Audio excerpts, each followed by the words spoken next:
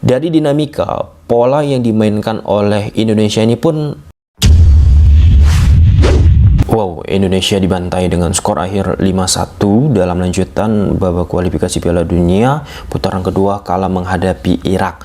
Irak terlebih dahulu bisa ciptakan gol di menit 20 lewat Bashar Rezan, asis dari Amari. Kemudian gol kedua Irak dicetak lewat bunuh diri yang dilakukan pemain Indonesia Jordi Amat di menit 35.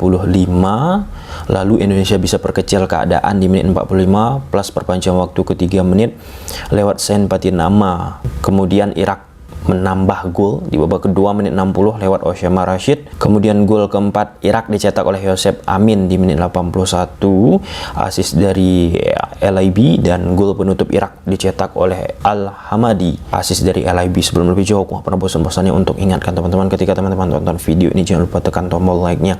Tentu yang membuat akhirnya penikmat sepak bola Indonesia kecewa setelah menonton pertandingan Irak menghadapi Indonesia, ya akibat ekspektasi yang sangat besar kepada anak asuh Coach Sintayong. Ekspektasi yang besar diberikan kepada timnas Indonesia kala berlaga menghadapi Irak akibat rentetan tren positif sebelum Indonesia menghadapi Irak. Ya, aku rasa itu normal, apalagi Indonesia diperkuat oleh pemain keturunan ataupun pemain diaspora. Nah, aku pun bukan katakan ini menjadi situasi rumit bagi Indonesia menghadapi laga-laga selanjutnya di putaran kedua Piala Dunia di babak kualifikasi. Bukan, pertandingan-pertandingan yang lain kan masih ada. Tapi ini sebagai turning point bagi Coach Sintayong juga, khusus dari sisi taktikal, apa yang akan harus dilakukan di laga-laga selanjutnya. Kemudian yang kedua, banyak yang memberikan statement di media sosial. Kenapa Coach Sintayong bermain negatif, bermain defensif, bertahan, menunggu. Yang notabene jika kita lihat skuad yang dimiliki oleh Coach Sintayong, banyak pemain-pemain diaspora ataupun pemain naturalisasi. Artinya ada kesempatan bagi Indonesia untuk bermain proaktif. Bermain proaktif itu artinya memainkan bola dari penjaga gawang, back, lini tengah, sampai lini depan. Nggak bermain menunggu. Nah, di pertandingan ini kan orientasi penguasaan bola dipegang Irak, sedangkan Indonesia ya sekitaran 30-an%. Nah, jika dikatakan proaktif itu seperti apa yang dilakukan Irak? Mereka mengambil inisiatif. Nah, akhirnya muncul pertanyaan, kenapa nggak dilakukan oleh Coach Sintayong seperti itu? Padahal secara kualitas Indonesia bisa melakukannya. Ini pernah aku tanyakan langsung sama translator dari Coach Sintayong, Bang JJ.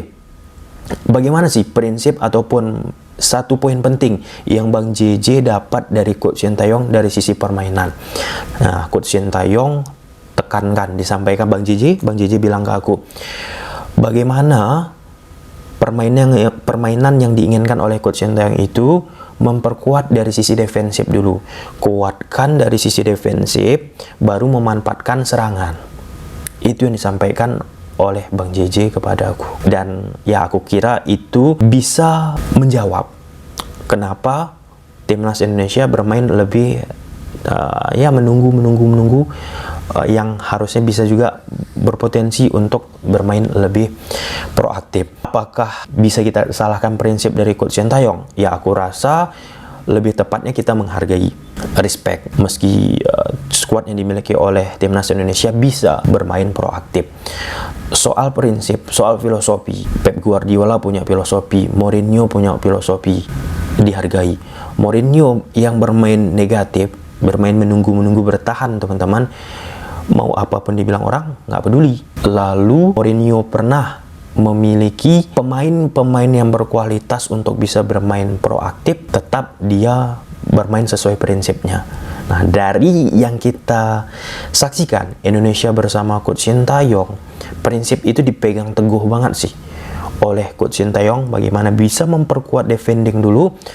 Ketika udah kuat defending, kita curi momentum untuk bisa menciptakan sebuah gol. Kalau kita bicara dari formasi, Irak gunakan bola 1-4-2-3-1. Nah, dinamika yang dimainkan oleh Irak ini cukup banyak. Pada fase attacking, lewat penjaga gawang, back, mereka gunakan pola 2-4-4. Ketika semakin Irak menekan, 2-4-4 ini pun bertransformasi lagi. Dua pemain di belakang, center backnya nomor 6 sama nomor 3 akan dibantu oleh nomor 20 Osama Rashid. Jadi seolah-olah pakai 3 back. Osama Rashid ini peran di atas kertasnya sebagai double pivot bersama Amir. Nomor 20 turun, jadi 3 pemain kan di belakang membentuk Shalida Valviana, istilah struktur shape-nya teman-teman. Kemudian pullback sebelah kiri, pullback sebelah kanan akan melakukan overlap ke depan. Langsung ke depan, naik tinggi teman-teman. Sejajar ataupun mendekati posisi 4 pemain di depan. Sayap kiri ada Bashar, midfielder ada Jasim, striker ada Aiman, sayap kanan ada Ibrahim.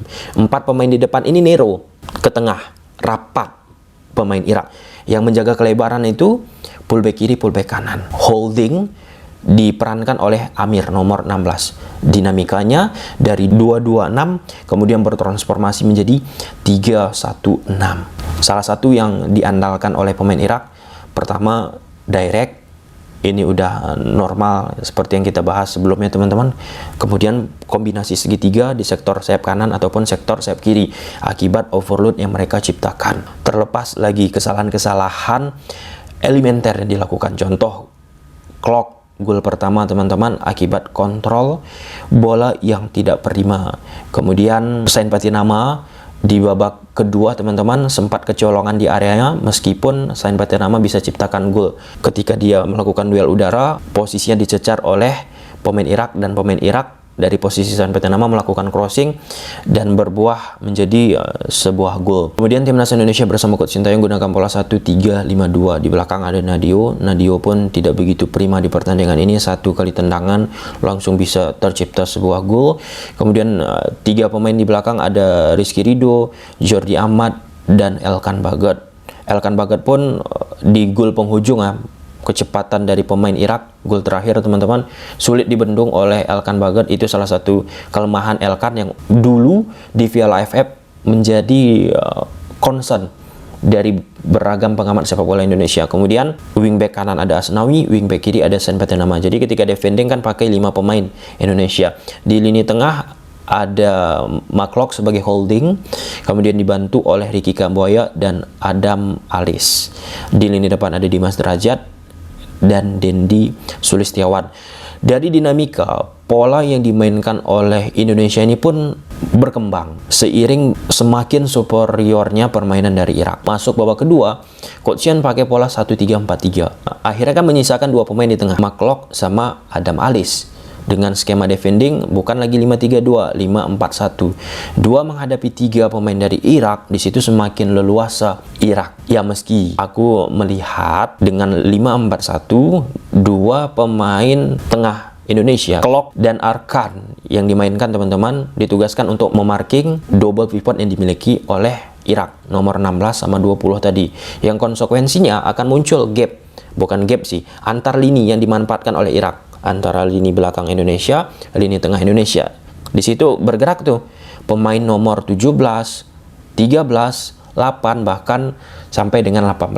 Nah, dengan cara seperti itu coba pemain-pemain Irak menarik defending dari Indonesia itu untuk keluar, 5 backnya itu ke posisi pemain-pemain Irak yang bergerak di mid line dari pemain-pemain Indonesia. Ada memunculkan kebocoran dan beberapa kali Irak bisa masuk lewat itu, tapi tidak begitu prima teman-teman. Overall Indonesia nggak begitu banyak berkembang permainannya, mereka sulit melakukan build up. Kesalahan-kesalahan mendasar dari sisi passing pun kembali terjadi di pertandingan ini. Sebelumnya membahas itu di pertandingan timnas Indonesia U17, malah kejadian juga di timnas senior yang imbasnya dari permainan nggak berjalan. Kemudian rotasi ataupun pergantian dilakukan oleh Coach Sintayong, memasukkan Arkan Fikri nggak begitu kerasa. Sadil Ramdhani pun masuk babak kedua nggak kerasa teman-teman. Kemudian Rafael Strike sempat yang memberikan warna baru akibat determinasinya ataupun kengototannya untuk merebut bola. Kemudian ia bisa